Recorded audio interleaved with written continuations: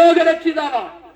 ഒരു പ്രത്യേക വിഭാഗത്തിനു വേണ്ടി മാത്രം ഈ ഭൂമിയിലേക്ക് ഉദയം ചെയ്ത ഒരുവനല്ല യേശു. മറിച്ച് മാനവ കുലത്തിനു വേണ്ടി വേഷത്തിൽ മനുഷ്യനായി ദാസരൂപമെടുത്ത് തന്നെ താൻ താഴ്ത്തി ഈ ഭൂമിയിലേക്ക് കടന്നു വന്ന ഒരു വ്യക്തിയാണ് കർത്താവായ യേശു ക്രിസ്തു.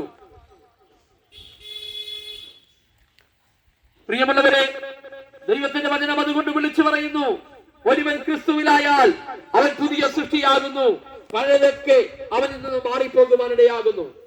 നാം ഒരു കാര്യം അറിഞ്ഞുകൊള്ളുക, നമ്മുടെ പാപം എത്ര കണ്ടു ചുവപ്പായിരുന്നാലും അതിനെ കഴുകി ശുദ്ധീകരിക്കുവാൻ, അതിനെന്തേക്കും ഒരു വീണ്ടെടുപ്പ് സ്ഥാപിക്കുവാൻ കർത്താവായിരിക്കുന്ന യേശു ക്രിസ്തു മതിയായവനാണ്.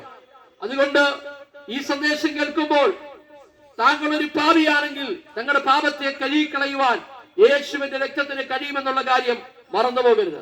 മാത്രമല്ല, നിത്യജീവൻ പ്രദാനം ചെയ്യുവാൻ ഒരേ ഒരാൾക്കേ കഴിയുകയുള്ളൂ, അത് കർത്താവായ യേശു ക്രിസ്തുവാണ്. ഇവിടുത്തെ ജീവിതം എന്ന് പറയുന്നത് ക്ഷണഭംഗുരമാണ്. അല്പകാലം ജീവിച്ച് ഈ ലോകവാസം കഴിയുന്നെങ്കിൽ ഓർത്തുകൊള്ളുക, മരണത്തിനപ്പുറം ഒരു നിത്യത ഒരുക്കിയിട്ടുണ്ട്. ആ നിത്യത സ്വായത്തമാക്കണമെങ്കിൽ യേശു ക്രിസ്തുവിനെ രക്ഷകനും കർത്താവുമായി സ്വീകരിക്കണം. ദൈവജനം പറയുന്നു, ഇപ്പോൾ ക്രിസ്തു യേശുവിനുള്ളവർക്ക് ഒരു ശിക്ഷാവിധിയും ഇല്ല.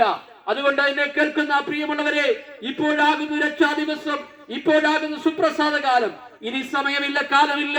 ഈ കാലമെല്ലാം കഴിയുന്നതിന് മുമ്പേ യേശു ക്രിസ്തുവിനെ നിങ്ങളുടെ രക്ഷകനും നാഥനുമായ ഹൃദയത്തിൽ സ്വീകരിച്ച് മുൻപോട്ട് ഒരു അനുഗ്രഹിക്കപ്പെട്ട ജീവിതം സ്വായത്തമാക്കുവാൻ സർവകൃപാലുവായ ദൈവം നിങ്ങളെ അതിനായി ഒരുക്കട്ടെ എന്നുള്ള പ്രാർത്ഥനയോടുകൂടെ ഞാൻ എന്റെ വാക്കുകൾക്ക് ഇവിടെ വിരാമം കുറിക്കുന്നു.